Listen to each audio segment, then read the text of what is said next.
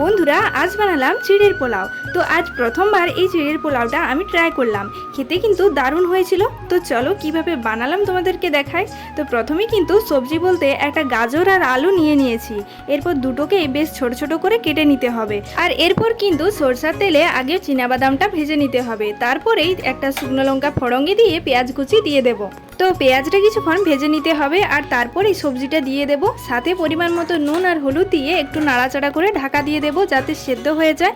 আর যখন আলু আর গাজরটা সেদ্ধ হয়ে যাবে তখন কিন্তু ভেজে রাখা বাদামটাও দিয়ে দিতে হবে। এরপর কিন্তু শুকনো চিড়ের সাথে প্রথমে জল দিয়ে দিতে হবে, তারপর কিন্তু ছেঁকে ছেঁকে কড়াইতে দিয়ে দেব। আর চিড়েটা কিন্তু সঙ্গে সঙ্গে দিলেই খুব ভালো হয়, নইলে কিন্তু জলের সাথে চিড়েটা গুলা হয়ে যাবে। তো সব শেষে এরপর একটু নাড়াচাড়া করেই নামিয়ে নিতে হবে। তো এই ভিডিওটা তোমাদের কেমন লাগলো কমেন্ট করে নিশ্চয়ই জানিও। আর পরবর্তী ভিডিও দেখার জন্য আমার এই চ্যানেলটিকে সাবস্ক্রাইব করতে একদম ভুলো না।